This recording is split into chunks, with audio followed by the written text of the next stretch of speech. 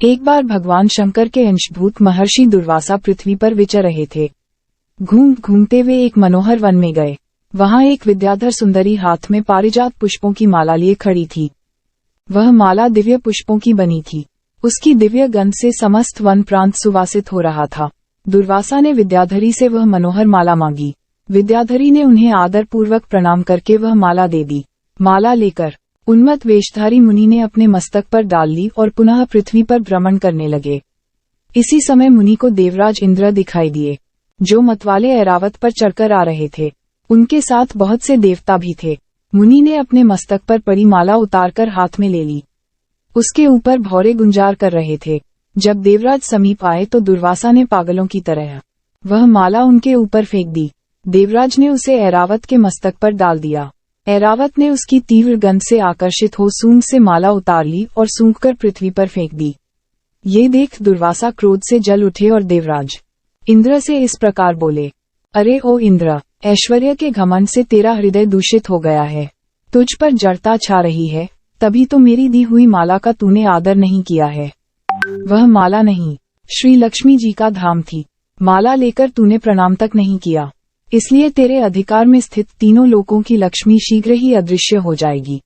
ये शाप सुनकर देवराज इंद्र घबरा गए और तुरंत ही ऐरावत से उतर कर मुनि के चरणों में पड़ गए।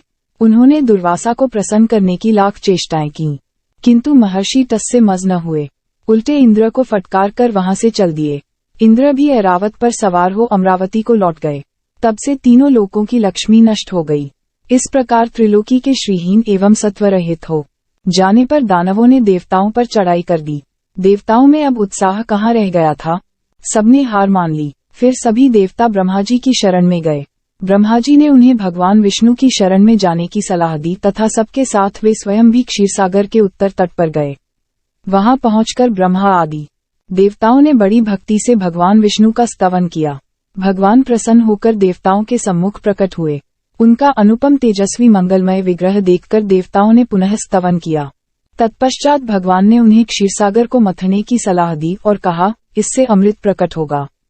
उसके पान करने से तुम सब लोग अजर अमर हो जाओगे। किंतु ये कार्य है बहुत दुष्कर, अतः तुम्हें दैत्यों को भी अपना साथी बना लेना चाहिए। मैं तो तुम्हारी सहायता करूंगा ही। भगवान की आज्ञा पाकर देवगण दैत्यों से संधि करके अमृत प्राप्ति के लिए प्रयास करने लगे। वे भांति भांति की औषधियां लाएं और उन्हें क्षीरसागर में छोड़ दिया। फिर मंदराचल पर्वत को मथानी और वासुकी नागराज को नेति रस्सी बनाकर बड़े वेग से समुद्र मंथन का कार्य आरंभ किया। भगवान ने वासुकी की पूंछ की ओर देवताओं को और मुख की ओर दैत्यों को लगाया। मंथन करते समय वासुकी की निःश्वासाग्नि से झुलसकर सभी दैत्य निस्तेज हो गए और उसी निःश्वास वायु से विक्षिप्त होकर बादल वासुकी की पूंछ की ओर बरसते थे, जिससे देवताओं की शक्ति बढ़ती गई। भक्त वत्सल भगवान विष्णु स्वयं कच्छप रूप धारण कर क्षीरसागर में घूमते हुए मंदराचल के आधार बने हुए थे। वे एक रूप से देवताओं में और एक रूप से दैत्यों में मिलकर नागराज को खींचने में भी सहायता देते थे तथा एक अन्य विशाल रूप से, जो देवताओं और दैत्यों को दिखाई नहीं देता था, उन्होंने मंदराचल को ऊपर से दबा रखा था। इसके साथ ही वे नागराज वासुकी में भी बल का संचार करते थे और देवताओं की भी शक्ति बढ़ा रहे थे। इस प्रकार मंथन करने पर क्षीरसागर से क्रमशः कामधेनु, वारुणी देवी, कल्पवृक्ष और अप्सराएं प्रकट हुईं। इसके बाद चंद्रमा निकले, जिन्हें महादेव जी ने मस्तक पर धारण किया। फिर विष प्रकट हुआ, जिसे नागों ने चाट लिया। तदनंतर अमृत का कलश हाथ में लिए धन्वंतरी का प्रादुर्भाव हुआ। इससे देवताओं और दानवों को भी बड़ी प्रसन्नता हुई। सबके अंत में क्षीर समुद्र से भगवती लक्ष्मी देवी प्रकट हुईं। वे खिले हुए कमल के आसन पर विराजमान थीं। उनके अंगों की दिव्य कांति सब ओर प्रकाशित हो रही थी। उनके हाथ में कमल शोभा पा रहा था। उनका दर्शन कर देवता और महर्षिगण प्रसन्न हो गए। उन्होंने वैदिक श्री सूक्त का पाठ करके लक्ष्मी देवी का स्तवन करके दिव्य वस्त्राभूषण अर्पित किए।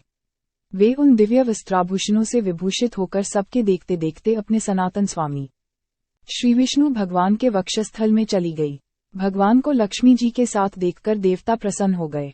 दैत्यों को बड़ी निराशा हुई।